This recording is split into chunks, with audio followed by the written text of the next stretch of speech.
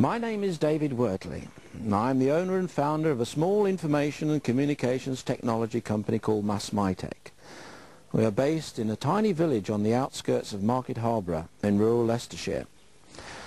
This webcast video is about a new communications revolution which is affecting the lives of people across the whole world. That revolution is the Internet. And here in Market Harborough we have a vision to harness that revolution to the benefit of the whole community. We're working on a project called Comknet, Community Commerce and Knowledge Network, and we are following in the footsteps of a former resident of Market Harborough. Market Harborough is many people's idea of a sleepy market town, and yet it was the birthplace of an idea which still affects the lives of millions of people throughout the world today.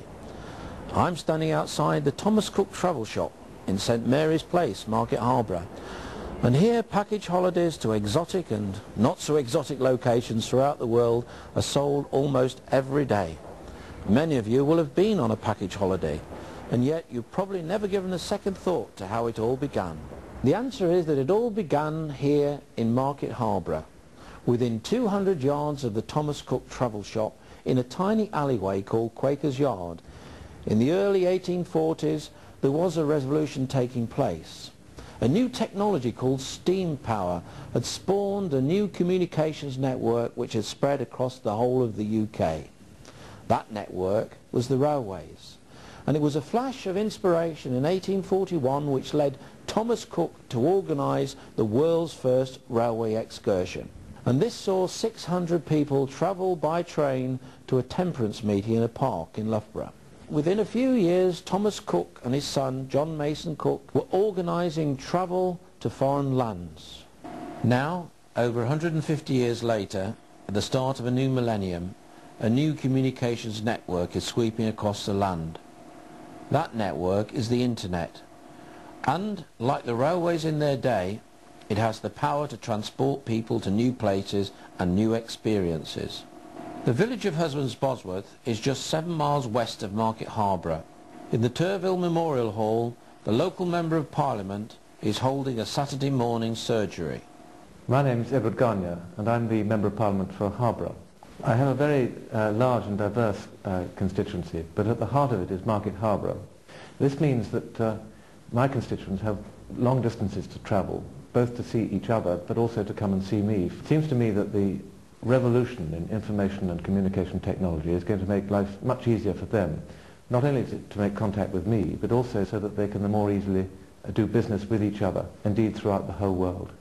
This project, I hope, will put Market Harborough right on the centre of the world map as a place where the e-revolution has really taken hold. Throughout the world there are millions of people working at the heart of community life. Diana Cook is one such person. She is employed by the Leicestershire and Rutland Rural Community Council. The rural villages of the Welland Valley have seen the railways come and go. Take the home of MassMyTech here in Lubbenham, where from around 1880 to 1966 there was a railway station in the village which gave the opportunity to travel anywhere between Peterborough, Leicester, Rugby, Market Harborough and Coventry for work or pleasure. This mode of transport for the villagers was overtaken by the age of the car. The station closed down, and over the next decade traffic increased. Village appraisals are being carried out with the help of the Leicestershire and Rutland Rural Community Council in a number of villages around Market Harborough. The appraisals have identified that more recently these same communities have experienced more and more erosion as rural services disappear. We've come to rely on the motor car to get us to our place of work, to take us to our social events, to get us to healthcare facilities and allow us to do our shopping. Not everyone has a car, and therefore access to information and services becomes more difficult for them. Now comes this new opportunity, the ICT revolution. The Internet will bring them in touch with an even wider community, the world. Whatever our age or mobility or wherever we live, we can be a part of this revolution. We don't need a license to drive a computer. Even within a sleepy town like Market Harborough, there are organisations at the forefront of the technological revolution. Hello, I'm Philip Deering, Chief Executive of Market Harborough Building Society. Market Harborough, doesn't just the name of the town itself evoke memories of a bygone era? Cloudless blue skies, cobbled streets, local tea shops, a thriving market, and of course a very cheery good day from the local postman and the milkman. Happy days. But of course some things haven't really changed in Market Harborough. The sun still shines on the town. We still have those local tea shops, albeit complemented by wine bars and bistros these days. And we still have very cheery greetings from our local tradespeople. But what has changed fundamentally is the attitude of some local businesses to the e-commerce revolution. Market Harborough Building Society has been providing a safe place for savings and mortgages since 1870, and it is recognised throughout the two counties of Leicestershire and Northamptonshire as providing a personal, friendly and efficient service. It remains a mutual organisation, returning benefits to the local communities it serves. But although the Society only provides traditional building society goods and services, Market Harborough is at the very forefront of product innovation and marketing via the World Wide Web. Just 4 years ago, Market Harborough was only the second society to set up its own website, and in 1999 it became the first and remains one of the few building societies to have an online application form and tracking system, enabling our customers to apply for their home loans and check the progress of that application via the internet. Sounds good so far? Well, let me tell you that it really works. In January this year, 30% of our mortgage business came via the internet, making it by far the fastest growing distribution channel in the Society's history, and enabling the name of Market Harborough to be associated with more than just bygone times, but more an example of how one small business in one small town can harness the power of the communications revolution and remain true to its principal objectives of being a mutual organisation in business for the benefit of everyone.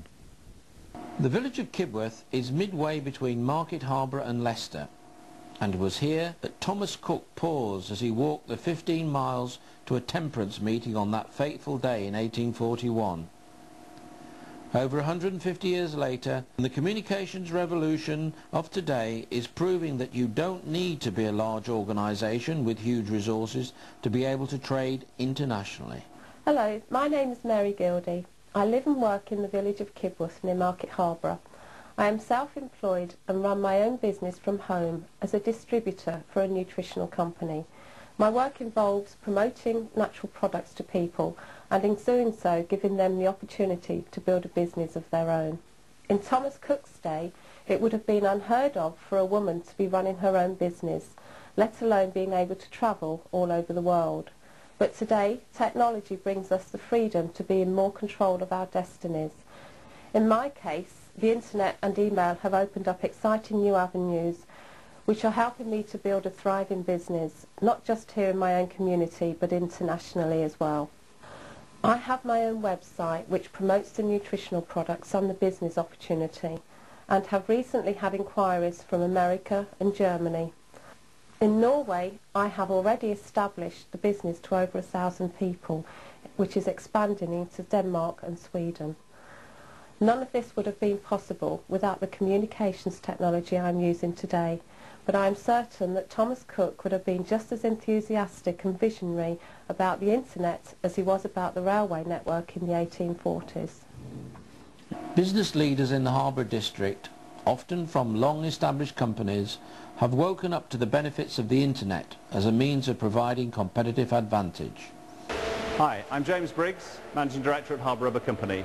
The internet has had quite an impact here.